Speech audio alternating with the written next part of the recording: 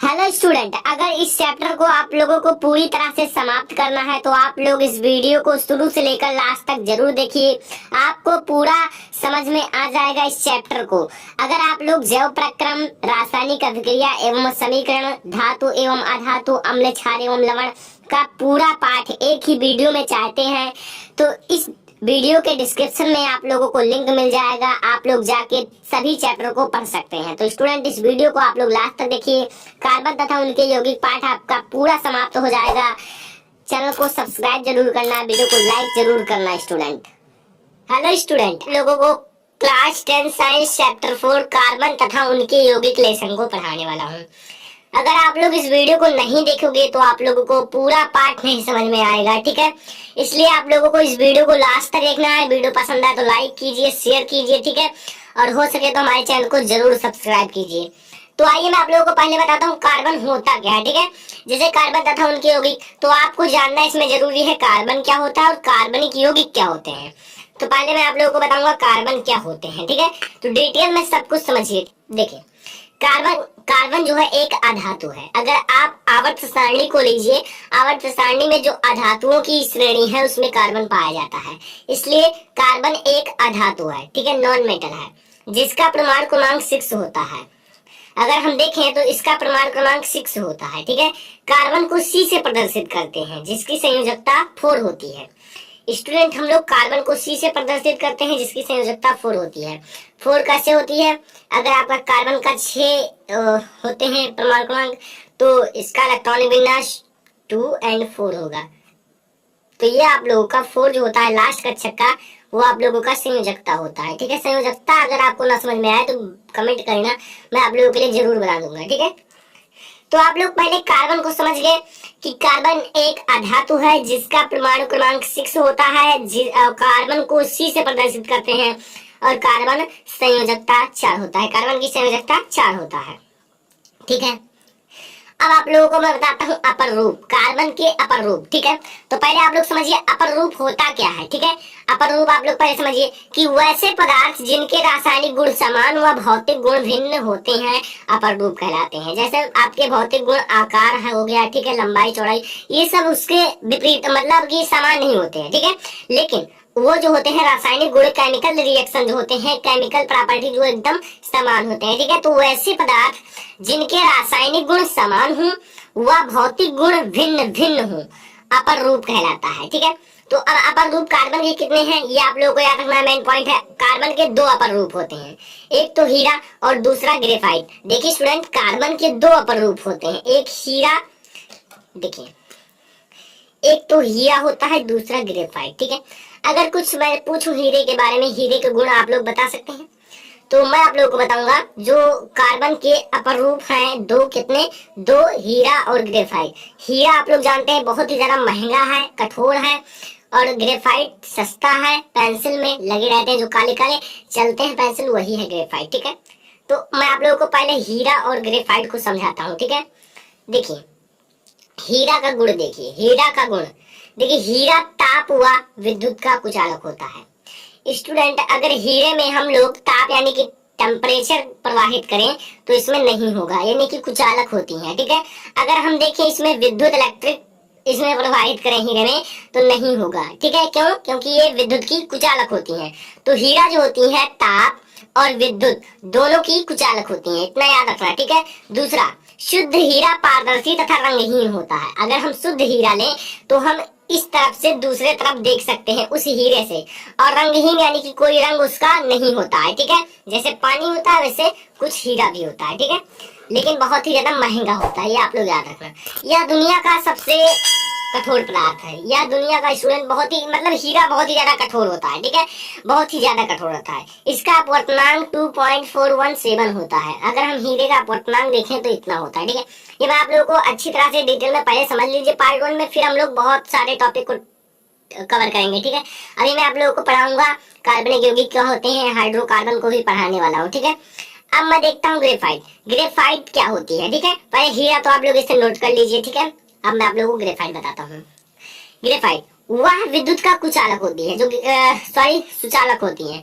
ही जो आपका ग्रेफाइट है ये विद्युत की सुचालक होती है। अगर हम इसमें विद्युत प्रवाहित करें तो आसानी से हो जाते हैं, ठीक है। सुचालक का अर्थ है कि आसानी से विद्युत का प्रवाह हो जाता है, ठीक है। तो जो यह विद्युत का सुचालक होता है। दूसरा, कागज पर रगड़ने से काला निशान बन जाता है।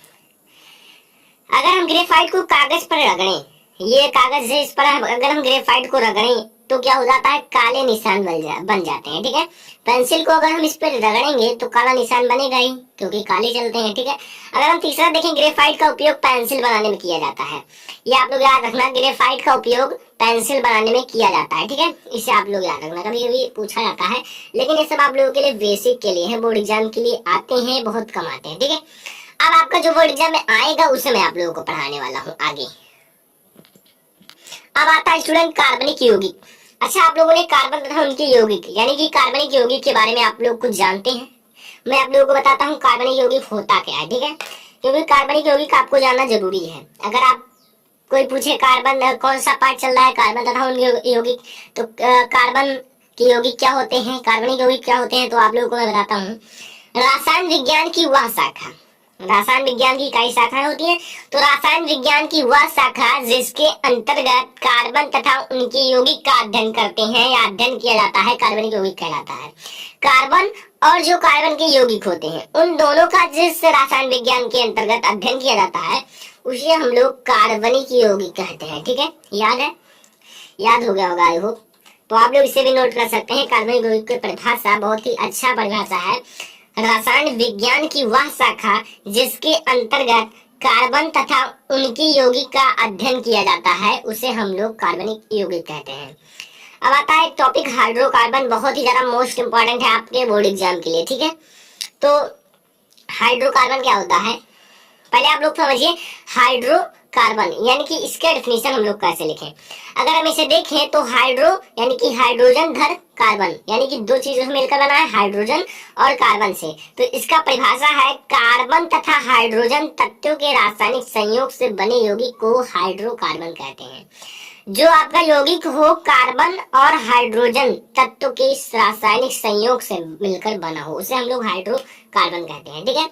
जैसे और कुछ ना हो, आपका हाइड्रोजन हो और कार्बन हो। अगर मैं देखूं मीथेन, मीथेन में आप लोग देखिए क्या है, CH4, यानी कि आप लोगों का ये क्या है, CH4। इसमें आप लोगों का क्या है, एक कार्बन है और ये हाइड्रोजन है। तो ये कार्बन और हाइड्रोजन से मिलकर क्या बना है, CH4 मीथेन, ठीक है। इसमें देखा जाए अगर एसिटिलीन में, तो ये आप लोगों का C2H2। तो अगर हम इसमें देखें तो क्या है, कार्बन और हाइड्रोजन है, तो उससे कार्बन और हाइड्रोजन से मिलकर क्या बना, यौगिक बना, कौन सा, एसिटिलीन, ठीक है। तो ये आप लोगों का हो गया हाइड्रोकार्बन। लेकिन अब हाइड्रोकार्बन भी दो प्रकार के होते हैं, कौन कौन से, बहुत ही ज्यादा इंपॉर्टेंट है, ठीक है। हाइड्रोकार्बन दो प्रकार के होते हैं, देखिए। पहला संतृप्त हाइड्रोकार्बन, ठीक है। संतृप्त हाइड्रोकार्बन वह हाइड्रोकार्बन जिसमें कार्बन व कार्बन के मध्य, कार्बन हो एक कार्बन और दूसरा कार्बन, कार्बन व कार्बन के मध्य एकल बंध होता है, संतृप्त हाइड्रोकार्बन कहलाता है। स्टूडेंट, जो आप लोगों का ये ऐसा हाइड्रोकार्बन होता है जिनके मध्य एकल क्या होते हैं, बंध होते हैं, क्या कहलाते हैं, संतृप्त हाइड्रोकार्बन कहलाते हैं। अगर हम एग्जाम्पल की बात करें तो आप लोगों का होता है एल्केन, और एल्केन के अंतर्गत आता है, ठीक है, इसका पहला है एथेन, और एथेन का सूत्र होता है CH4। अब हम इसी को हम लोग देख लेते हैं कैसे कार्बन और कार्बन के मध्य आपके एकल बंध होते हैं, ठीक है। अगर मैं बताऊं ऐसे आप लोग लिख सकते हैं C2, ठीक है, ये आप लोगों का क्या है, ठीक है, CH4, ठीक है, और यहाँ आप लोग लिख सकते हैं C2H6, ठीक है। इसका ये भी आप लोगों का होगा, मेथेन से एथेन हो जाएगा। अगर आप लोगों को एथेन से प्रोपेन करना है तो C3H8, ठीक है। तो ऐसे आप लोग लिख सकते हैं, ठीक है। इसका अगर मैं बताऊं इसका सामान्य सूत्र क्या होता है, ठीक है, तो मैं आप लोगों को बताता हूं। पहले CnH2n+2, ये IPC नाम के अंतर्गत आते हैं, जिसका मैंने ऑलरेडी वीडियो बना दिया है, जाके लिंक आप लोगों को डिस्क्रिप्शन में मिल जाएगा, जरूर देखना, ठीक है। और मैं आप लोगों को आगे IPC नाम भी पढ़ाऊंगा। तो यहाँ देखिए मैंने C के स्थान पर 1 रखा है, C का मान मैंने 1 रखा है, यानी कि N जो है इसका मान 1 रखिए। तो आपको सॉरी स्टूडेंट, ये आपका मेथेन है, ठीक है, मेथेन। मेथेन प्राप्त होगा। देखिए CnH2n+2, यानी कि आप लोगों का C के स्थान पर 1 रखा गया है, H2n के स्थान पर 1, तो 2 का 1 में गुणा होगा तो 2 ही रह जाएगा, +2 4। तो मेथेन का सूत्र होता है CH4। ठीक है, अगर हम इसका देखें कैसे एकल बंध होते हैं, तो देखिए ये आपका होता है कार्बन, और कार्बन की 4 संयोजकताएं होती हैं। आपको इसके 4 आप लोगों को लगाना पड़ेगा बांड, यानी कि H आपके हैं तो सिंगल बांड H कर दीजिए, सिंगल बांड H कर दीजिए, सिंगल बांड H कर दीजिए, इसका 4 पूर्ण करना पड़ेगा। ठीक है, चारों का। तो ये आप लोगों का होता है, ऐसे इसके सिंगल बांड होते हैं। ये आपका मेथेन का है। ठीक है, तो आई होप कि आप लोगों को संतृप्त हाइड्रोकार्बन समझ में आ गया होगा। इसका आप लोग ले लीजिए स्क्रीनशॉट, या आप लोग इसे नोट्स भी कर सकते हैं अपने नोट्स में, एक एक नोट्स बना लीजिए। ठीक है, आप लोगों को मैंने 3 लेसन ऑलरेडी पढ़ा दिया है, फर्स्ट सेकंड थर्ड, और आप लोगों को मैं चौथा लेसन का पार्ट 1 वीडियो ये है। अब हम आगे देखेंगे असंतृप्त हाइड्रोकार्बन। ये भी वैसे थोड़ा देखिए, ऐसे हाइड्रोकार्बन जिसमें कार्बन व कार्बन के मध्य क्या हो, कम से कम द्विबंध या त्रिबंध उपस्थित हो। कार्बन और कार्बन के मध्य क्या हो, द्विबंध या त्रिबंध उपस्थित हो, असंतृप्त हाइड्रोकार्बन कहलाता है। वो क्या होता है, असंतृप्त हाइड्रोकार्बन। ठीक है, तो अब मैं आप लोगों को बताता हूं, जैसे यहाँ आप लोग एग्जाम्पल लिख लीजिए, एल्कीन और एल्काइन। एल्कीन और एल्काइन, एल्कीन में आपका डबल बॉन्ड होता है, एल्काइन में ट्रिपल बॉन्ड होता है। तो ये दोनों इसके एग्जांपल हैं, ये नीचे आप लोग देख लीजिए। एथिलीन आपका C2H4 और एसिटिलीन C2H2, ये आप लोगों का होता है। इसका आप लोगों का ये दोनों एग्जाम्पल है। आप लोग इसे भी लिख सकते हैं और इन दोनों को भी लिख सकते हैं। तो स्टूडेंट, आज का ये मेरा वीडियो था, बहुत ही इंपॉर्टेंट था आप लोगों के लिए। कार्बनिक यौगिक क्या होते हैं, ठीक है, कार्बन के बारे में, उनके अपरूप के बारे में, हाइड्रोकार्बन, संतृप्त हाइड्रोकार्बन, असंतृप्त हाइड्रोकार्बन। ठीक है, हम लोग देखते हैं पहले IUPAC का फुल फॉर्म। देखिए स्टूडेंट, ये बहुत ही ज्यादा इंपॉर्टेंट है, बहुत सारे लोग पूछ लेते हैं। तो I से होता है इंटरनेशनल, U से होता है यूनियन, और आपको लगाना है, P से प्योर, A से अप्लाइड एंड C से केमिस्ट्री। ठीक है, यानी कि international union of pure applied chemistry. ठीक है, तो अब हम लोग देखने वाले हैं IUPAC नाम।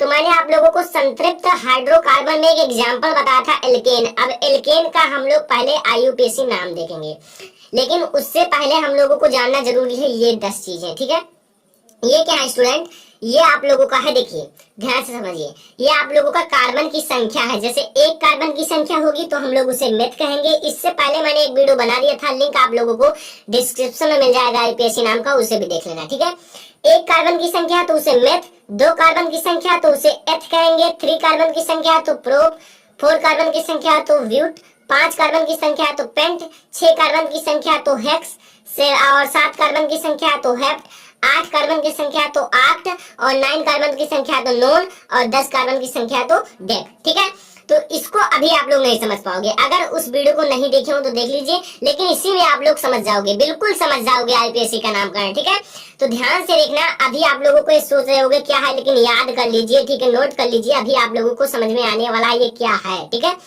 तो पहले हम लोग पढ़ेंगे एल्केन समूह।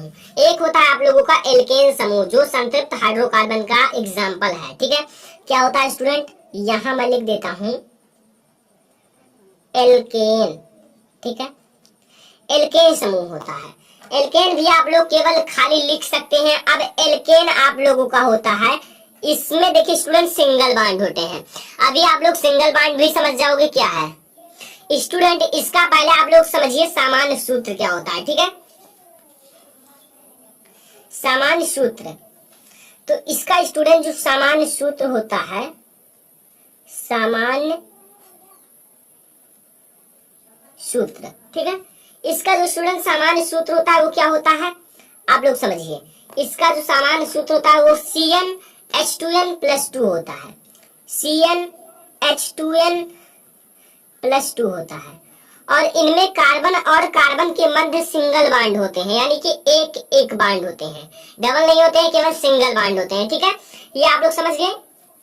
अब देखिए स्टूडेंट, ये क्या है, सामान्य सूत्र है, और इसका IUPAC नाम लिखते समय उसके अंत में क्या जोड़ते हैं, देखिए IUPAC नाम। ठीक है, नाम लिखते समय लिखते समय, ठीक है। अंत में हम लोगों को क्या जोड़ना है जानते हो? देखिए स्टूडेंट, एल्केन, एल्केन में आप लोग देखिए अंत में क्या जुड़ा है? एन। यहाँ एल को हटा दीजिए और इसमें क्या जुड़ा है? एन। तो हम लोग क्या जोड़ेंगे आईपीएससी नाम लिखते समय? एन, ठीक है। क्या जोड़ेंगे स्टूडेंट?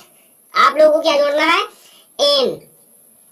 तो यहाँ आप लोग समझ लीजिए एन जोड़ना है, ठीक है। ये आप लोग देख सकते हैं एन जोड़ना है आप लोगों का जब एल्केन ग्रुप हो। अब हम लोग देखिए कैसे आईपीएससी नाम लिखेंगे, आप लोग ध्यान से समझिए।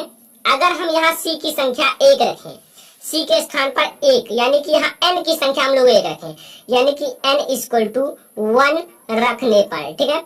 एन इक्वल टू अगर आप 1 रखें रखने पर, तो आप लोग देखिए स्टूडेंट, यहाँ अगर हम 1 रखें तो यहाँ क्या होगा? देखिए 1 रखेंगे यहाँ तो 1 हो गया, यानी कि सी हो जाएगा, C1 नहीं केवल सी लिखो। और यहाँ जब दो में 1 से गुणा होगा तो 2 हो जाएगा, और ये 2 जुड़ कर क्या हो जाएगा? 4।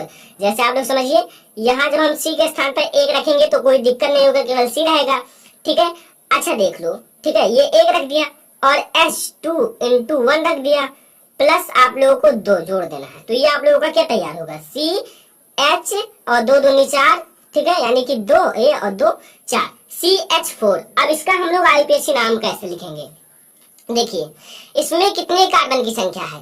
1, और 1 कार्बन की संख्या के लिए मैंने क्या बताया था? मेथ। और मेथ में क्या जोड़ेंगे अंत में? एन। तो क्या बन जाएगा? मेथेन। क्या बनेगा स्टूडेंट? देखिए 1 कार्बन की संख्या क्या लिखेंगे? मेथ, ठीक है। और लास्ट में क्या जोड़ेंगे आईपीएससी नाम लिखते समय? एन। तो क्या बन गया? मेथेन, ठीक है। अब मैंने एक चीज बताया था आप लोगों को, इसमें सिंगल बॉन्ड होते हैं। अब इसमें कैसे सिंगल बॉन्ड होते हैं? देखिए स्टूडेंट, कार्बन की संयोजकता कितनी होती है? 4 होती है। इसमें कितने आप लोग देखिए स्टूडेंट, इसमें आप लोगों को सिंगल बॉन्ड कैसे लगाना है? यहाँ आपको सी बीच में रख देना है और इसकी 4 होती है, तो आप लोगों को 4 आप लोगों को इसके जो यहाँ आप लोग देखिए यहाँ H लगाइए, 1 2 3 4, ये हो गया इसका यह संरचना। ये देखिए इसमें सब में सिंगल बॉन्ड है, ठीक है। सिंगल बॉन्ड लगता है एल्केन समूह में, ये आपका हो गया, ठीक है। तो ये आप लोग समझ गए आई होप। अगर हम यहाँ n इक्वल टू 2 रखें, n बराबर आप लोग 2 रख दीजिए, ठीक है। 2 रखोगे तो क्या होगा? ध्यान से समझिए स्टूडेंट, कुछ है नहीं, आप लोग अगर ध्यान से समझोगे, मैं आप लोगों को पहले बेसिक समझा रहा हूँ, ठीक है। यहाँ आप लोगों को 2 रखना है और H2 और 2 रख देना है, +2, ठीक है। तो यहाँ 2, ठीक है, यहाँ क्या हो जाएगा? 2 हो जाएगा, यानी कि C2 हो जाएगा, और ये 2 दूनी 4 2 6, यानी कि ये C2H6, ठीक है। और इसका जो आईपीएससी नाम होगा क्या होगा? 2 कार्बन की संख्या को क्या कहते हैं? एथ। ये देख लीजिए एथ, और इसके अंत में क्या जोड़ेंगे? एन। तो क्या बन जाएगा? एथेन, ठीक है। कुछ है आप लोगों को इजी लगा, ठीक है। अब एक हम लोग बड़ी देखेंगे, जो बड़ा सा एग्जाम्पल होता है, ठीक है।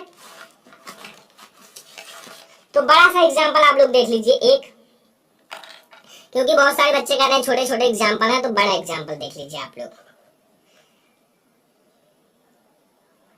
अब स्टूडेंट ये मेरा एक बड़ा सा एग्जाम्पल है, इसको आप लोगों को मैं समझाता हूँ। यहाँ आप लोगों को देखिए स्टूडेंट, इसमें सबसे पहले क्या करना है? लंबी श्रृंखला चुनना है। तो लंबी श्रृंखला एक ही श्रृंखला है, इसमें हमें कौन और ग्रुप लगा है? ये आप लोगों का हाइड्रोजन ग्रुप। मैंने आप लोगों को ऑलरेडी पढ़ा दिया, कार्बोक्सिलिक समूह सब कुछ को पढ़ा दिया, अल्कोहल समूह, ठीक है, और एल्डिहाइड समूह सबको पढ़ा दिया है, हाइड्रोजन समूह। तो आप लोग सबको जाके देख लीजिए आईपीएससी के प्ले लिस्ट में, ठीक है। तो ये आप लोगों का हो जाएगा, ये Cl है, क्या है? क्लोरो, ठीक है। और एक सिंगल बॉन्ड है, तो मेथ एथ प्रो ब्यूट, यानी कि क्या हो जाएगा?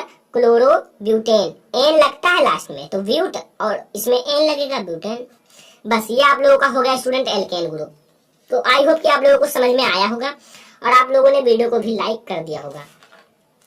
अब हम लोग पढ़ने वाले स्टूडेंट क्या? एल्कीन ग्रुप, ठीक है। यहाँ आप लोग डालिए स्टूडेंट एल्कीन।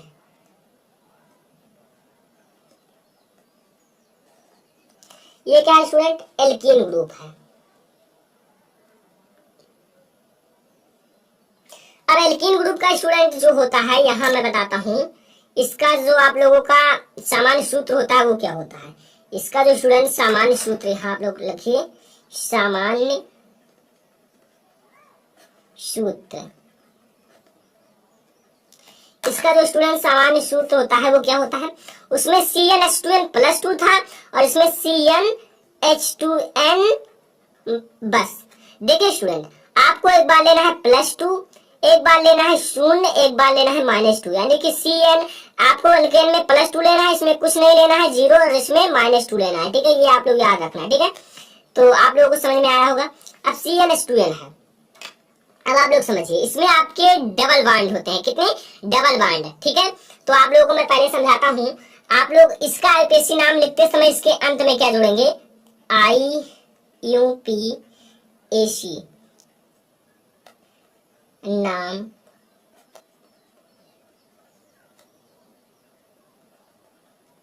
लिखते समय। ठीक है, लिखते समय IUPAC नाम लिखते समय आप लोगों को जोड़ना है स्टूडेंट, इसमें क्या, इसमें जोड़ना है इन। क्या जोड़ना है स्टूडेंट, इन, क्योंकि इसके लास्ट में देखिए क्या है, बड़ी ई और ना इन। ठीक है, इसलिए इसमें हम लोगों को इन जोड़ना है। अब हम लोग क्या करें स्टूडेंट, अगर हम n = 1 लें, ठीक है, तो 1 = 1 लेंगे तो ये आप लोगों का अस्तित्व नहीं होता है। C1 और H यानी कि CH2 इसका कोई सूत्र नहीं होता है, इसका कोई स्थायी मतलब अस्तित्व नहीं होता। ठीक है, इसलिए हम लोग 2 लेंगे। ठीक है, तो 2 लोगे तो 2 C2 और H4 इसका 2 गुना कर देना, जहां इसका 2 गुना हो वो आप लोगों का यही समूह होता है। ठीक है, अब इसका IUPAC नाम क्या होगा, 2 कार्बन की संख्या, 2 कार्बन की संख्या को क्या कहते हैं, एथ, और एथ में क्या जोड़ना है, इन, तो क्या हो जाएगा, एथीन। ठीक है, समझ में आया। अच्छा, हम लोग 2 ना लें, थोड़ा बड़ा गिनती लेते हैं। n = हम लोग लेते हैं 4, n = 4 रखने पर हम n = 4 रख देते हैं। चलिए 4 भी रख के देख लेते हैं। n के स्थान पर हम लोग 4 रख देते हैं और इसका 2 गुना कर लेते हैं 8 = क्या हो जाएगा, इसका क्या होगा, ब्यूट। 4 कार्बन की संख्या को क्या कहते हैं, ब्यूट, याद कर लेना, और इसमें इन जोड़ देते हैं, ब्यूटीन। ठीक है, ये होगा स्टूडेंट इसका। अब हम लोग इसका एक लंबा सा अच्छा सा एग्जाम्पल देख लेते हैं। ठीक है, तो इसका एक एग्जाम्पल आप लोग देख लीजिए स्टूडेंट। इसका एग्जाम्पल है एक स्टूडेंट, ये है इसका एग्जाम्पल, क्योंकि इसमें डबल बॉन्ड लगे हुए हैं। अगर डबल बॉन्ड लगा हो तो ये आप लोगों का हो जाता है क्या, एल्कीन ग्रुप। अब इसका IUPAC नाम क्या होगा, देखिए स्टूडेंट, इधर डबल बॉन्ड लगा, इसलिए हम लोग इधर से ही कार्बन की गिनती करेंगे। जिस पर आप लोगों का डबल और ट्रिपल बॉन्ड जिधर से लगा हो उधर से हम लोग कार्बन की गिनती को काउंट करते हैं। तो यहाँ देखिए मेथ, एथ, प्रो, ब्यूट, ब्यूट है तो आप लोग ब्यूट लिख दीजिए। ठीक है, चलिए अब कितने नंबर पे डबल बॉन्ड लगा हुआ है, 1, तो आप लोग 1 लिख दीजिए। और क्या लगाते हैं इसमें, एल्कीन में इन, तो इन लिख दीजिए। ब्यूट आपको यहाँ एक चिन्ह लगाना है, 1 इन। ठीक है, तो ये आप लोगों का हो जाता है इसका IUPAC नाम। ठीक है, तो आई होप कि आप लोगों को समझ में आ गया होगा। अब हम लोग एल्काइन ग्रुप देखेंगे। अब हम लोग स्टूडेंट एल्काइन ग्रुप को देखने वाले हैं। ठीक है, एल्काइन स्टूडेंट, एल्काइन में क्या होता है आप लोग ध्यान से समझिए। इसका जो सामान्य सूत्र होता है, मैंने आप लोगों को बताया था +2 0 -2, तो यहाँ आप लोगों का CnH2n, ये याद रखना स्टूडेंट, ये बहुत ही ज्यादा इंपॉर्टेंट होता है, हम -2 कर दीजिए। ठीक है, एल्केन में +2, एल्कीन में आपको कुछ नहीं करना है, CnH2n केवल, और एल्काइन में -2। ठीक है, अब आप लोग समझिए, इसका IUPAC नाम लिखते समय अंत में क्या जोड़ेंगे, आइए मैं आप लोगों को डायरेक्टली बता देता हूँ। इसमें आप लोगों को आइन जोड़ना है। क्यों, इसके लास्ट में क्या है, बड़ा आ और ई होना आइन। यहाँ देखिए एल्काइन, यहाँ बड़ा आ और छोटी ई होना आइन। ठीक है, तो इसलिए हम लोग इसका IUPAC नाम लिखते समय आइन जोड़ेंगे। ठीक है, अब आइन जोड़ेंगे तो कुछ नहीं है स्टूडेंट, अगर हम C1 कर देते हैं तो आप लोगों का अस्तित्व तो नहीं होता है, जिस प्रकार से मैंने बताया वो स्थायी नहीं होता। C2 करिए, सॉरी स्टूडेंट, यहाँ आप लोग रखिए C = 2, n आप लोग, ठीक है, n = 2। ठीक है, n आप लोग 2 रखेंगे तो यहाँ देखिए Cn यानी कि 2 है, और 2 दूनी 4 में से 2 घट गए 2, तो ये आप लोगों का हो जाएगा स्टूडेंट क्या, आयन जुड़ेगी। तो 2 कार्बन की संख्या को क्या कहते हैं स्टूडेंट, यहाँ आप लोगों को मैं दिखा देता हूँ। ठीक है, नोट कर लेना स्टूडेंट, बहुत ज्यादा इंपॉर्टेंट है। यहाँ 2 कार्बन की संख्या को एथ, और इसमें जोड़ेंगे आयन, तो ये क्या हो जाएगा, एथाइन। ठीक है, एथाइन। तो आई होप कि आप लोगों को बहुत ही ज्यादा पसंद आता होगा। ठीक है, अभी हम लोग और भी देखेंगे IUPAC नाम, लेकिन आप लोग पहले इतना बेसिक सोच समझिए। ठीक है, अगर हम n = कितना रख दें स्टूडेंट, 3 रख दें। ठीक है, तो यहाँ C के स्थान पर आप लोगों को 3 रख देना है, और यहाँ मैं गुणा कर लेता हूँ 3 - 2, आप लोगों को मैं समझाऊंगा अच्छे से। ठीक है, देखिए 3 हो जाएगा, और ये आप लोगों का कितना हो जाएगा, H की संख्या 4, ठीक है, क्योंकि 2 3 का गुणा होगा 6, 6 में से 2 गए 4, ठीक है। अब इसका जो आईपीसी नाम होगा स्टूडेंट वो क्या होगा, मैथ, 3 कार्बन की संख्या मैथ एट प्रोप, और प्रोप को क्या कहते हैं, प्रोप, और इसमें जोड़ेंगे आइन, तो प्रोपाइन, ठीक है। तो ये हो जाता है आप लोगों का ये, ठीक है। अब और ऐसे आप लोग आगे बढ़ाते जाओ, 3 4 5 6 7 8 जितना लिख पाओ, जितना आप लोग रख पाओ, ठीक है। तो इसमें अब हम लोग एक अच्छा सा एग्जांपल देख लेते हैं बड़ा, ठीक है। तो आप लोग समझिए, यहाँ मैं आपके सामने लिखता हूँ CH3 CH2 CH C, ठीक है। एंड यहाँ आप लोगों को ट्रिपल बाइंड लगाना है, क्योंकि इसमें ट्रिपल बाइंड होते हैं, ठीक है। अब देखिए स्टूडेंट, इसका जो आईपीसी नाम होगा वो क्या होगा, देखिए सबसे लंबी श्रृंखला ढूंढिए, 1 2 3 4 5, ठीक है। 5 है, पेंट लिखिए, ठीक है, पेंट, और एक नंबर पे लगा हुआ है तो यहाँ 1 लिखिए और इन लगा दीजिए, ठीक है। ये होता है स्टूडेंट आप लोगों का आईपीसी नाम। तो आई होप कि आप लोगों को वीडियो पसंद आया होगा, और मैंने आप लोगों को एल्कीन, एल्केन, एल्कीन, एल्काइन तीनों का बता दिया है। अब और आप लोग हम लोग आगे देखेंगे, लेकिन ये आप लोगों के लिए बहुत ही ज्यादा इंपॉर्टेंट है आईपीसी नाम के नामकरण के लिए, ठीक है। तो आप लोग इसे नोट्स कर लेना, ये जो है, ठीक है। देखिए पहले आप लोग समझिए बंध श्रृंखला होता क्या है, समझो पहले। बंध श्रृंखला यानी कि ऐसी श्रृंखला हो कार्बन तथा हाइड्रोजन की, ठीक है। हाइड्रोकार्बन यानी कि कार्बन और हाइड्रोजन का जो संयोग होता है, तो कार्बन और हाइड्रोजन की ऐसी श्रृंखला हो कि वो मतलब चारों तरफ से बंद हो, ठीक है। बंद होने का मतलब अभी आप लोग समझ जाओगे बेंजीन और साइक्लोहेक्सेन की संरचना में, ठीक है। तो पहले आप लोग समझिए बंध श्रृंखला होता क्या है, ठीक है। तो देखिए स्टूडेंट, वे हाइड्रोकार्बन यानी कि हाइड्रोजन और कार्बन का जो संयोग होता है, तो वो हाइड्रोकार्बन जिसमें 6 कार्बन परमाणु, वलय, वलय को हम लोग रिंग, रिंग का अर्थ क्या होता है स्टूडेंट, सॉरी, अगर आप लोग देखें जो रिंग होता है, रिंग वो चारों तरफ से बंद होता है। अब चारों तरफ से बंद होता है तो वो इसीलिए इसका एग्जांपल लिया गया, इसीलिए इसे लिखा गया बंध श्रृंखला, लेकिन रिंग के रूप में षटकोण में स्थित होते हैं। षटकोण यानी कि ऐसे षटकोण देखे हैं, देखिए ऐसे रहेगा, ठीक है, ऐसे ऐसे ऐसे ऐसे, अभी आप लोग समझ जाओगे, चित्र समझाऊंगा। तथा वलय में 1 या 2 बंध एकांतर क्रम में लगे होते हैं। एकांतर क्रम यानी कि 1 बंध, फिर 2 बंध, फिर 1 बंध, फिर 2 बंध, यानी कि एक एक को छोड़कर, ठीक है। तो समझे, एकांतर क्रम में लगते हैं एरोमेटिक हाइड्रोकार्बन कहलाता है। समझो स्टूडेंट, वे हाइड्रोकार्बन जिसमें 6 कार्बन परमाणु वलय रिंग के रूप में षटकोण में स्थित होते हैं तथा वलय में 1 या 2 बंध एकांतर क्रम में लगते हैं एरोमेटिक हाइड्रोकार्बन कहलाते हैं, ठीक है। तो आप लोग समझिए, इसका भी मैं एग्जांपल बताऊंगा, लेकिन आप लोगों को अगर पीडीएफ डाउनलोड करना है तो लिंक आप लोगों को डिस्क्रिप्शन में मिल जाएगा, पीडीएफ को भी डाउनलोड कर लेना है, ठीक है। तो इसका अगर मैं एग्जांपल देखूं, एग्जांपल क्या होता है, ठीक है। तो एग्जांपल मैं आप लोगों को बताता हूं, यहाँ यहाँ आपका एग्जाम्पल होता है बेंजीन, ठीक है, और साइक्लोहेक्सेन, साइक्लोहेक्सेन,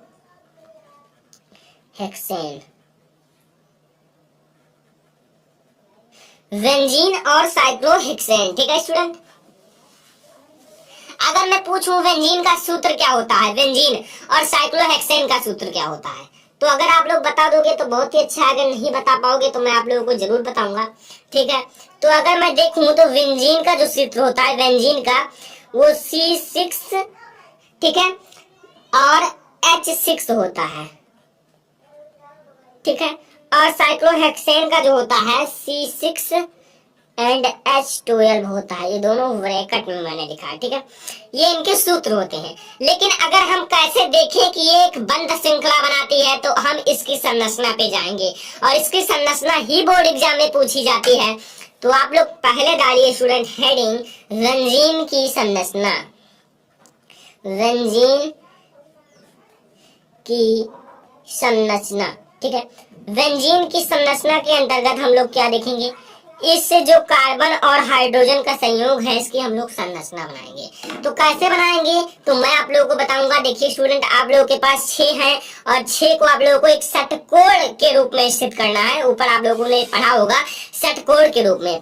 तो षटकोण कुछ इस टाइप से होता है, ये, ठीक है। षटकोण आप लोग पढ़े होंगे जब छोटे रहे होंगे, ठीक है। कुछ इस टाइप से होता है स्टूडेंट। सी, आप लोगों को केवल 6 सी लेना है, ये याद रखना, केवल 6 से, ठीक है। ऐसे होता है षटकोण। तो यहाँ आप लोगों को सी को काउंट कर लीजिए, 1 2 3 4 5, ठीक है, 1 2 3 4 5 6, ठीक है, 6 सी हो चुके हैं। अब हमें एक एक हाइड्रोजन इन पर लगाना है। एक हाइड्रोजन, आप लोग यहाँ एक एक हाइड्रोजन लगा दीजिए, ठीक है, एक एक हाइड्रोजन, एक एक हाइड्रोजन लगाना है। अब एक एक हाइड्रोजन लगाने के बाद अब देखिए क्या इनकी चारों संयोजकता पूर्ण है कार्बन की, सभी में देखिए केवल 3 3 है, 1 2 3 1 2 3 1 2, केवल 3 है। अब इसको पूर्ण करने के लिए आप लोगों को क्या करना पड़ेगा, छोटा सा आप लोगों को अच्छे से मैं बताता हूँ क्या करना है। देखिए ये आप लोगों का जो है इसे एकांतर क्रम में, एकांतर क्रम यानी कि यहाँ से ले और डबल बंद कर दें।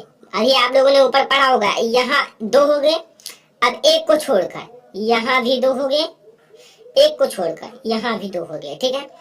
तो 2 2 जब आपने कर दिया तो इसका 1 2 2 4 2 1 1, तो 2 2 4 1 2 3 4 1 2 3 4 1 2 3 4 1, यानी कि सभी का पूर्ण हो चुका है, ठीक है। तो ये होता है स्टूडेंट बेंजीन की संरचना, ठीक है।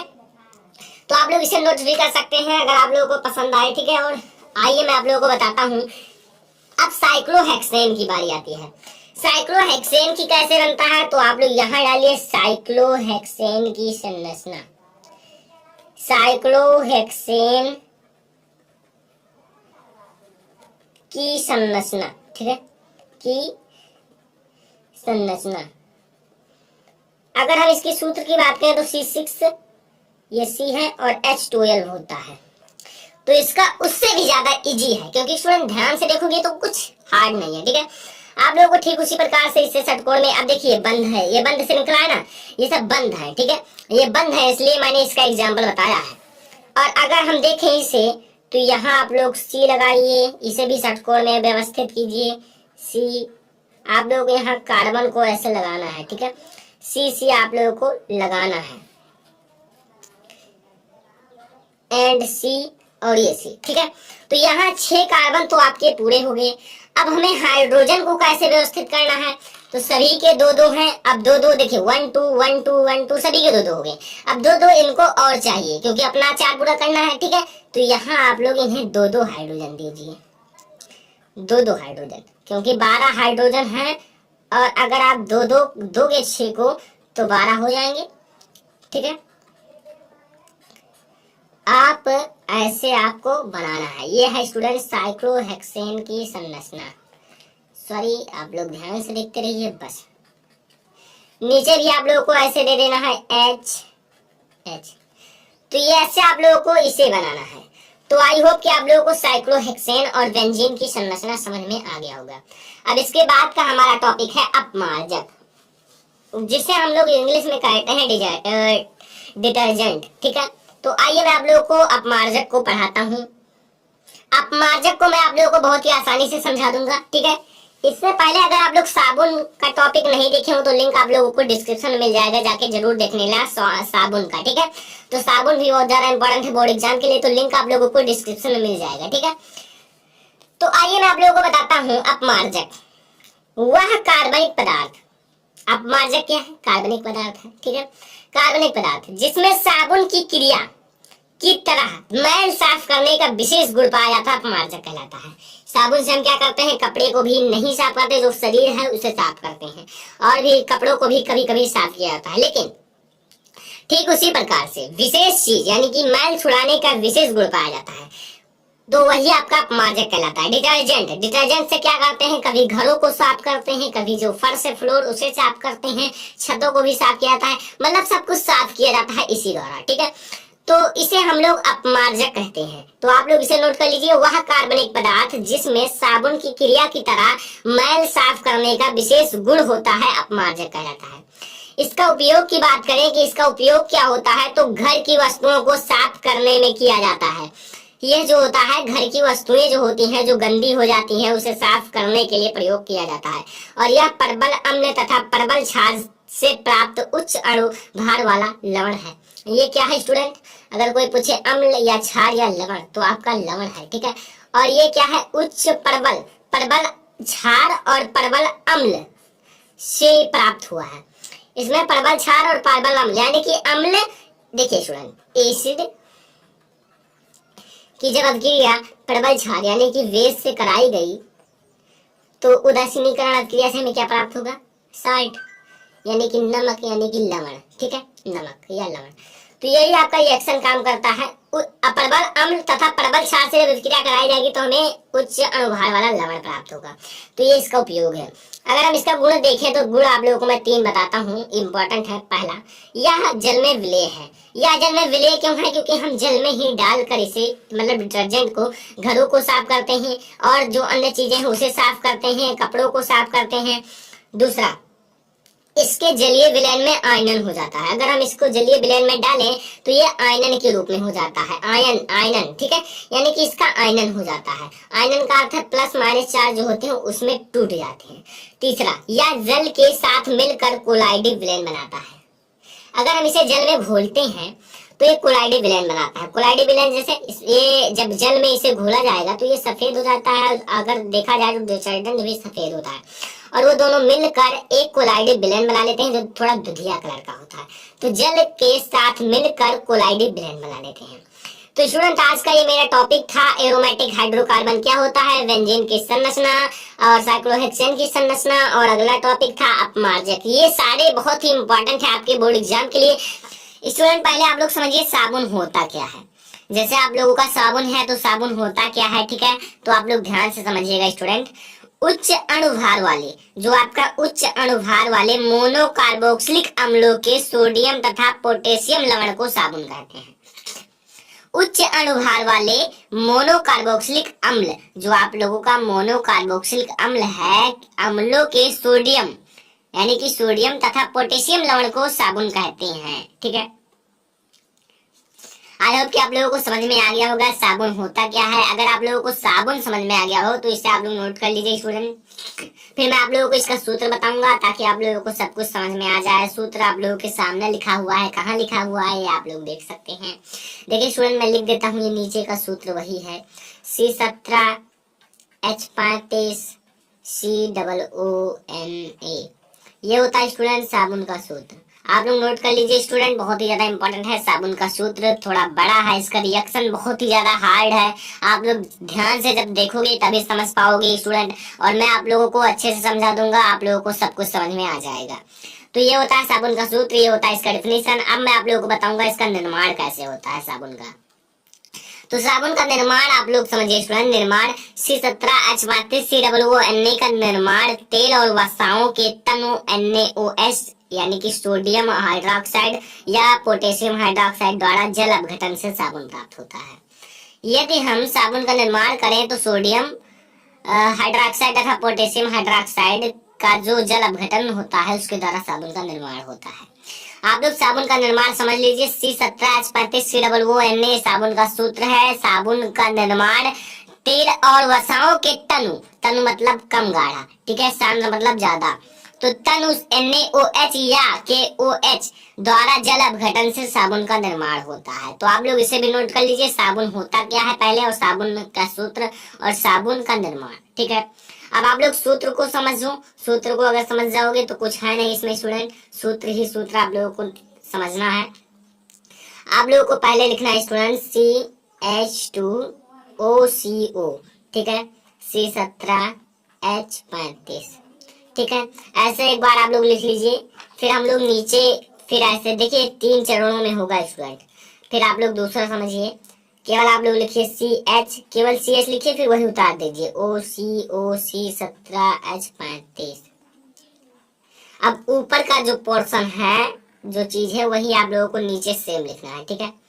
क्या लिखना है समझो, CH2OCO C17H35, ये आप लोग 35 कर दीजिए, ठीक है। ये आप लोगों का स्टूडेंट 35 है। अब देखिए ये भी आपका 35 है, ठीक है। अब देखिए इसमें हम लोग +3NaOH करेंगे, +3NaOH, ठीक है। फिर आप लोगों को एक एरो लगाना है। एरो लगाने के बाद आपको इधर प्राप्त होगा। आप लोग ये जो पोर्शन है उसे ऐसे नोट कर लीजिए। क्या समझो, CH2, ठीक है, ये आपका आगे का CH2 और इधर का OH, ठीक है, CH2OH, ठीक है स्टूडेंट।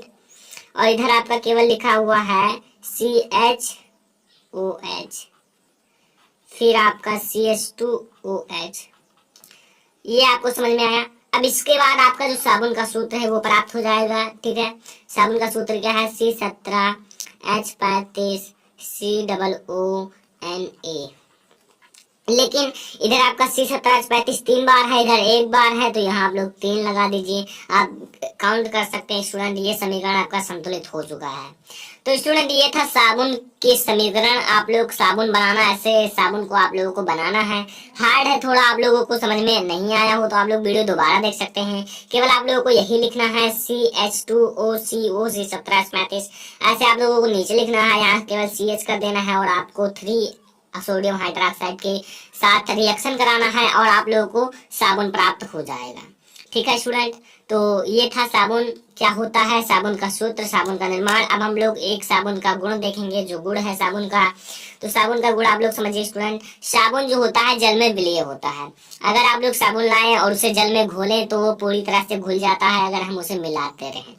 यह अत्यंत उपयोगी होता है स्टूडेंट। हाँ, साबुन बहुत ही ज्यादा उपयोगी होता है। अगर आप लोग साबुन से न नहाएं तो आप लोगों को रोग भी हो सकता है और ये हमें रोगों से दूर रखता है। आप लोग साबुन से हमेशा नहाते होंगे, तो साबुन बहुत ही ज्यादा उपयोगी भी होता है। इसका स्वच्छीकारक क्रिया सर्वविदित होता है। इसका स्वच्छीकारक क्रिया भी होता है। सफाई के लिए इसका उपयोग किया जाता है। शरीर की सफाई या कपड़ों की सफाई, कुछ सभी के लिए इसका उपयोग किया जाता है स्टूडेंट। तो ये था आज का हमारा टॉपिक साबुन। आप लोगों को मैं दिखा देता हूँ, नोट जरूर कर लीजिए स्टूडेंट। नोट कर लोगे तो आप लोगों को समझ में सब आ जाएगा। साबुन, पहले आप लोग हेडिंग डालिए यहाँ, फिर आप लोग लिखिए साबुन का होता क्या है। उच्च अणुभार वाले मोनोकार्बोक्सिलिक अम्लों के सोडियम तथा पोटेशियम लवण को साबुन कहते हैं। फिर सूत्र लिखिए, फिर निर्माण कैसे होता है ये लिखिए। फिर आपको इस समीकरण थोड़ा बड़ा है लेकिन आप लोगों को लिख लेना है, स्क्रीनशॉट भी ले सकते हैं और यहाँ आप लोगों को गुण लिखना है। तो आइए स्टूडेंट, हम लोग मिश्रण या स्वच्छीकारक क्रिया देखते हैं। देखिए, पहले आप लोगों को जानना है साबुन का सूत्र होता क्या है। साबुन का सूत्र क्या होता है ये आप लोग समझिए। मैंने आप लोगों को बताया है लेकिन मैं आप लोगों को यहाँ लिख देता हूँ। यहाँ मैं ब्लैक पेन से लिखता हूँ तो ज्यादा बेटर रहेगा।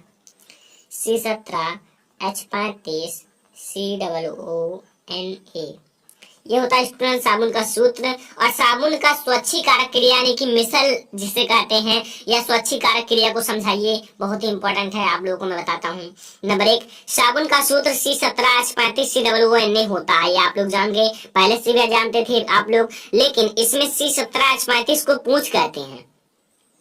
जो आप लोगों का C17H35 है इसे हम लोग पूंछ कहते हैं, जबकि इसे हम लोग टेल कहते हैं। जबकि COONA को हेड कहते हैं यानी कि सिर कहते हैं। इसे पूंछ कहते हैं, इसे सिर कहते हैं। क्यों कहते हैं अभी आप लोग समझ जाओगे, अभी मैं आप लोगों को समझाऊंगा। ये आप लोग नोट कर लीजिए। पहला पॉइंट, साबुन का सूत्र C17H35 COONA होता है। इसमें C17H35 को पूंछ कहते हैं, जबकि COONA को सिर कहते हैं। क्यों कहते हैं अभी आप लोग पीछे समझोगे, ठीक है। क्योंकि पूंछ मैलिस नहीं होता है, जबकि सिर जलस नहीं होता है। पूंछ जो आपका होता है, पूंछ क्या है, पूंछ आप लोगों का है C17H35, ये आप लोगों का मैलिस नहीं होता है, मैल को छुड़ाने के लिए काम आता है। जबकि सिर जो आप लोगों का जलिस नहीं होता है, ये जलों को अलग करता है, ये मैलों को अलग करता है। कैसे अलग करता है अभी आप लोग समझ जाओगे। तीसरा, जब साबुन को गंदे कपड़े पर रगड़ते हैं, जो आपका साबुन होता है उसे जब हम लोग कोई गंदा कपड़ा होता है जिसके द्वारा हम साबुन के द्वारा गंदे कपड़ों को साफ करते हैं, लेकिन जब हम गंदे कपड़ों को इस पर रगड़ते हैं तो क्या होता है, तो पूंछ मैल की ओर जाता है।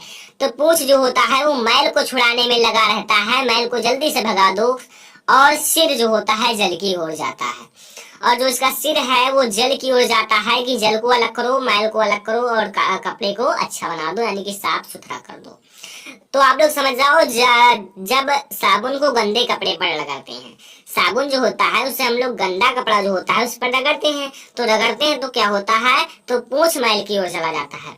जो आप लोगों का पूंछ है, पूंछ इसमें क्या है, C17H35, और C17H35 किसकी ओर चला जाता है, मैल की ओर, यानी कि मैल को छुड़ाता है। लेकिन आपका जो COONA है वो आप लोगों का जल की ओर चला जाता है, यानी कि जल की ओर चला जाता है और वो मैल की ओर चला जाता है। इतना आप लोगों को कॉन्सेप्ट समझ में आया? बस इतना ही कॉन्सेप्ट है आप लोगों का मिसल या स्वच्छीकारक क्रिया में। आगे आप लोग देखते रहिए, ठीक है। आप लोग इसे नोट जरूर करना है स्टूडेंट।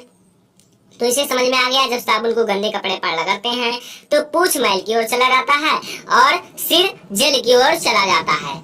अगला हमारा स्टूडेंट है चौथा, ये आप लोगों का है, इस क्रिया को साबुन की स्वच्छीकारक या मिसल की क्रिया कहते हैं। इस क्रिया को ही हम लोग साबुन की स्वच्छीकारक क्रिया या मिसल की क्रिया कहते हैं। बात आप लोग थोड़ा सा समझ लीजिए नीचे, ताकि आप लोगों को अच्छे से समझ में आ जाए स्टूडेंट, ठीक है। मैं आप लोगों को बहुत ही अच्छे से समझा दूंगा, ठीक है।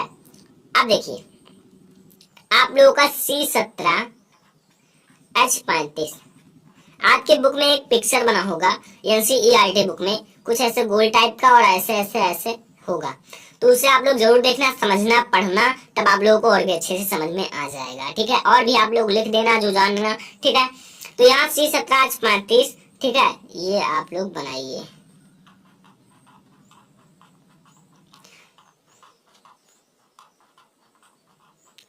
ऐसे आप लोग बना लीजिए, और यहाँ COONA है, ठीक है। समझ में आया? तो इतना आप लोगों को करने के बाद ये आप लोगों का क्या करता है, वहां बना देना ज्यादा बेटर रहेगा। ये आप लोगों का माइल्स नहीं होता है, यानी कि मैल छुड़ाने में काम आता है, ठीक है। और ये आप लोगों का जल के साथ चला जाता है, यानी कि जल स्नेही होता है। तो मैल स्नेही, जल स्नेही, ये दो कॉन्सेप्ट समझिए। मैल को ये छुड़ाता है और जल के साथ ही चला जाता है। जब मैल छूट जाता है तो जल के साथ ही चला जाता है, ठीक है। तो ये था आज का हमारा मिसल या स्वच्छीकारक क्रिया, ठीक है स्टूडेंट। तो स्टूडेंट इसे मैं आप लोगों को एक बार और समझा देता हूँ ताकि आप लोगों को समझ में आ जाए। साबुन का सूत्र C17H35 COONA होता है। इसमें C17H35 को पूंछ कहते हैं, जबकि COONA को सिर कहते हैं, ठीक है। पूंछ को मैलिस नहीं होता है, जबकि सिर जो होता है जलिस नहीं होता है। जब साबुन के गंदे कपड़े पर लगाते हैं, जब साबुन जो होता है उसे गंदे कपड़े पर लगाते हैं तो पूंछ मैल की ओर चला जाता है और सिर जल की ओर चला जाता है। तो स्टूडेंट आगे देखिए, यह क्रिया साबुन की स्वच्छीकारक या मिसल की क्रिया कहलाती है। Student welcome back to my channel. Student आज मैं आप लोगों को कार्बन तथा उनके यौगिक पाठ का पार्ट नंबर 4 पढ़ाने वाला हूँ। अगर आप लोग पार्ट 1, पार्ट 2, पार्ट 3 नहीं देखे हों तो आप लोगों को लिंक डिस्क्रिप्शन में मिल जाएगा, जाके देख सकते हैं। PDF का लिंक भी आप लोगों को डिस्क्रिप्शन में मिल जाएगा, जाके डाउनलोड कर सकते हैं। एक बच्चे ने बहुत बार कमेंट किया सर लेसन नंबर 4 पढ़ाइए, तो मैं आप लोगों को पढ़ाऊंगा। आप लोगों को अगला वीडियो पूरा लेसन एक ही वीडियो में मिलने वाला है स्टूडेंट, आप लोग चिंता मत कीजिए, सब कुछ क्लियर हो जाएगा। तो इसमें हम लोग बहुत सारी क्रियाएं पढ़ेंगे। निर्जलीकरण क्रिया टिप्पणी कीजिए, निर्जलीकरण क्रिया पर टिप्पणी कीजिए, स्मेटन क्रिया पर टिप्पणी कीजिए, ऑक्सीकरण क्रिया पर टिप्पणी कीजिए, एस्टरीकरण क्रिया पर। बहुत ही ज्यादा इंपॉर्टेंट वीडियो है, परीक्षा की दृष्टि से 6 नंबर में पूछा जाता है ये सभी प्रश्न। तो आप लोग इस वीडियो को लास्ट तक देखते रहिए, वीडियो को लाइक कीजिए, शेयर कीजिए। स्टूडेंट पहला हमारा निर्जलीकरण अभिक्रिया, एसिटिक अम्ल को अकेले अथवा निर्जलीकरण जैसे फास्फोरस पेंटाऑक्साइड की उपस्थिति में।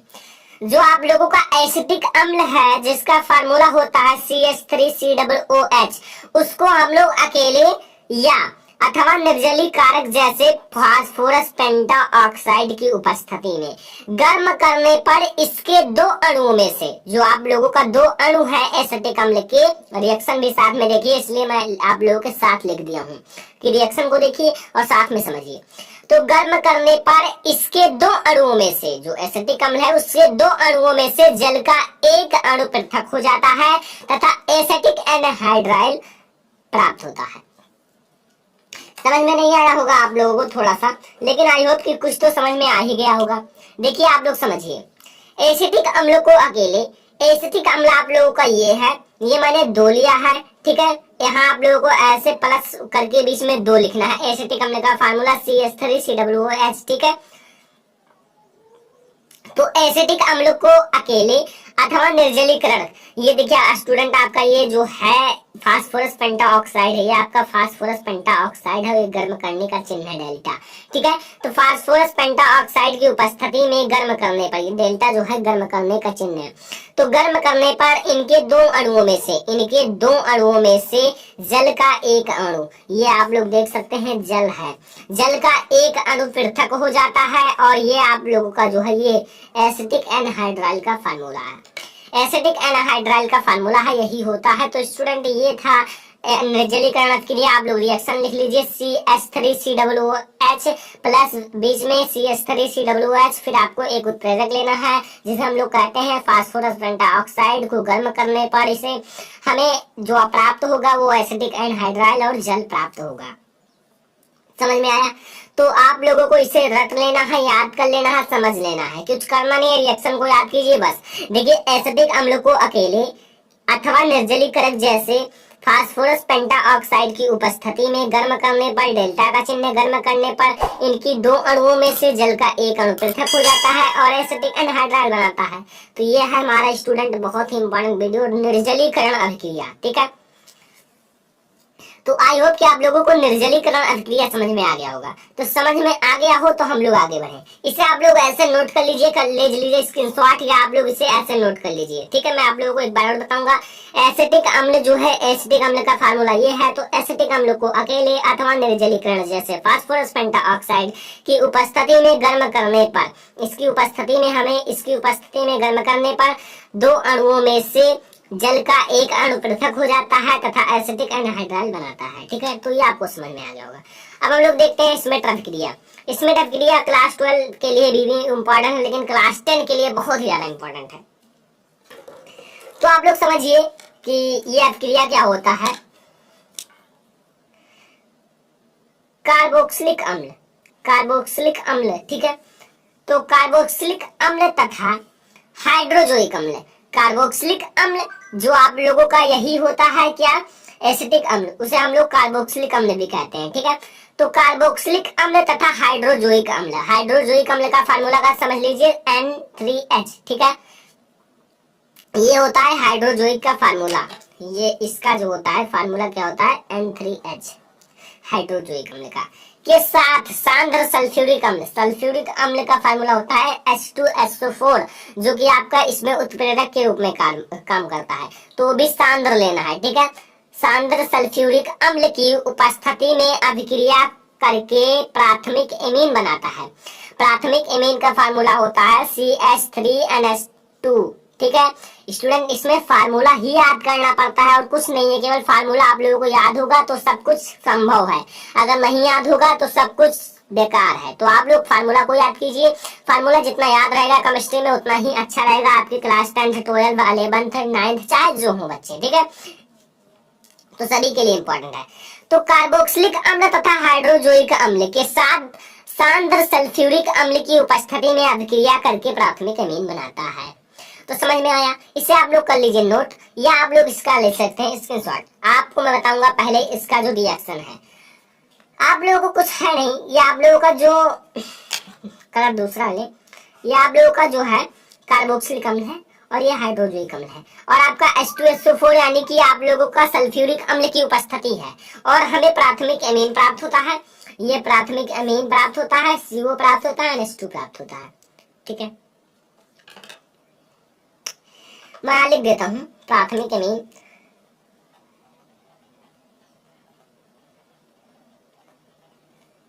अगर आपसे कोई पूछे प्राथमिक एमीन कैसे बनेगा तो ऐसे बनाना है स्टूडेंट। ठीक है, प्राथमिक एमीन है, ये आप लोगों का क्या है, इसे आप लोग एसिडिक अम्ल या कार्बोक्सिलिक अम्ल भी कह सकते हैं, इसे हाइड्रोजोइक अम्ल कहते हैं। ठीक है, तो समझ में आया। तो ये था हमारा स्मिट रिएक्शन। अब हम लोग देखेंगे एस्टरीकरण अभिक्रिया, रिएक्शन भी साथ में देखा कीजिए स्टूडेंट, तभी समझ में आएगा, इसलिए मैंने लिख दिया है। ठीक है, तो एस्टरीकरण अभिक्रिया क्या होता है, ये बहुत ही इजी है, अगर आप लोगों को बड़ा दिख रहा होगा लेकिन हाँ छोटे है, छोटे की तरह समझो, बड़ा तो है लेकिन इसमें कुछ एडवांस लिखा हुआ है, देखो पढ़ो उसे, तो पढ़ लिए होंगे आई होप, आप लोग बहुत तेज हैं आप लोग। ठीक है, तो आप लोग पढ़ लिए होंगे। तो देखिए क्या है, जिस प्रकार अम्ल तथा क्षार की अभिक्रिया से लवण बनता है, इससे तो आप लोग पहले ही जानते हो, ये आपको पहले से ही नॉलेज होगा दूसरे लेसन में। अम्ल और क्षार की अभिक्रिया से लवण बनता है, तो इसे लिखो या ना लिखो, ठीक है, लेकिन लिख दिया है तब आपको और अच्छे से समझ में आएगा। तो जिस प्रकार अम्ल तथा क्षार की अभिक्रिया से लवण बनता है, ठीक उसी प्रकार अम्ल तथा एल्कोहल की क्रिया से एस्टर तथा जल बनता है।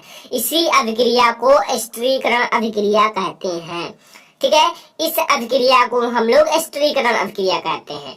आप लोग ये भी लिख सकते थे ना, अम्ल तथा एल्कोहल की अभिक्रिया से एस्टर प्राप्त होता है तथा जल प्राप्त होता है, इस अभिक्रिया को एस्टरीकरण कहते हैं, लेकिन उतना अच्छा नहीं लगा इसलिए मैं लिख दिया। जिस प्रकार अम्ल तथा क्षार की अभिक्रिया से लवण बनता है, ठीक उसी प्रकार अम्ल तथा एल्कोहल की अभिक्रिया से एस्टर तथा जल बनता है। इसी अभिक्रिया को एस्टरीकरण अभिक्रिया कहते हैं। अम्ल क्या है आपका, यही है कार्बोक्सिलिक अम्ल या अम्ल है, ठीक है, कार्बोक्सिलिक अम्ल है, या इसे हम लोग कह सकते हैं एसिटिक अम्ल। ये आपका क्या है, एल्कोहल है, क्योंकि OH ग्रुप जुड़ा हो तो वो आपका एल्कोहलीय ग्रुप होता है, एल्कोहल ग्रुप होता है। CH3COOH2C2H5 ये क्या है, अगर आपका एल्कोहल में C2H5 लग जाए तो वो आपका एस्टर होता है, और एस्टर में अगर ये देखिए आपका इसके बाद H2O मिला है तो ये आपका जल है।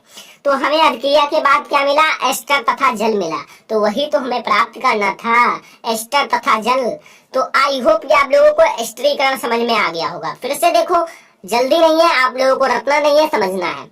जिस प्रकार एसिड तथा बेस की अभिक्रिया से सॉल्ट प्राप्त होता है, ठीक उसी प्रकार से आप लोगों को एसिड और अल्कोहल की अभिक्रिया से एस्टर तथा वाटर प्राप्त होता है, ठीक है। जैसे आप लोग यहाँ देख सकते हैं, ये आपका अम्ल है, ये अल्कोहल है, अम्ल यहाँ देखिए स्टूडेंट, ये आपका अम्ल है और ये अल्कोहल है, और अम्ल और अल्कोहल की अभिक्रिया से ये आपका एस्टर है। एस्टर का फार्मूला ऐड कर लेना स्टूडेंट, और यहाँ H2O है, जल है। तो स्टूडेंट ये था एस्टरीकरण अभिक्रिया। अब हम लोग देखेंगे अगला और लास्ट अभिक्रिया, और यही 4 पर आपके बोर्ड एग्जाम में आएगा, आप लोग देख लेना अगर आएगा तब।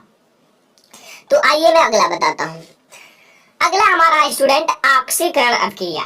ऑक्सीकरण अभिक्रिया आपका 2 प्रकार से होता है। एक तो पहले पाठ में पढ़े होंगे, संयोजन वियोजन के साथ ऑक्सीकरण भी आता है, और इसमें दूसरे टाइप से रहेगा, लेकिन कुछ लगेगा कि हाँ ठीक थोड़ा मिलजुल रहा है, लेकिन आप लोग समझिए, समझने का सबसे बड़ा रीजन है, समझ जाओगे तो कुछ है नहीं स्टूडेंट, ठीक है। तो आइए मैं आप लोगों को पहले समझाऊंगा। देखिए, ऑक्सीकरण अभिक्रिया एक ऐसी अभिक्रिया होती है, एक ऐसी अभिक्रिया होती है जिसमें ऑक्सीजन संयोग करता है। इसमें क्या होता है, O जो है, O2 जो है वो संयोग करता है, किसमें, ऑक्सीकरण अभिक्रिया में। लेकिन दहन करने पर कार्बन के यौगिकों को सरलता से ऑक्सीकृत किया जा सकता है। अगर हम इसका दहन करें, मतलब जलाएं, तो क्या होगा, कार्बन की यौगिकों को सरलता से ऑक्सीकृत कर सकते हैं। और ऑक्सीकरण, अब यहाँ इतना तो हो गया, लेकिन अगर ये लिखे तो अच्छा है।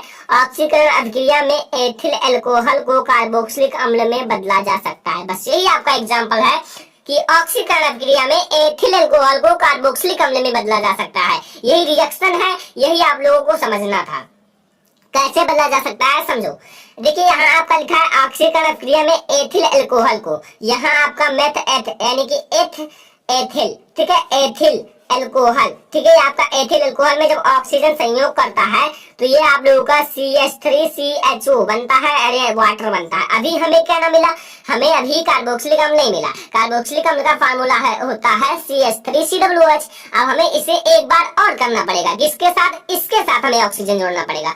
जब मैंने इसके साथ ऑक्सीजन जोड़ा तो हमें इस O को इसके बीच में दोनों को कर देना है और H को इधर कर देना है, बस आप लोगों को एसिड प्राप्त हो जाएगा, यानी कि आप लोगों को एसिटिक अम्ल या कार्बोक्सिलिक अम्ल प्राप्त हो जाएगा। तो स्टूडेंट ये अध्याय यहीं पर समाप्त हो जाता है। आई होप कि आप लोगों को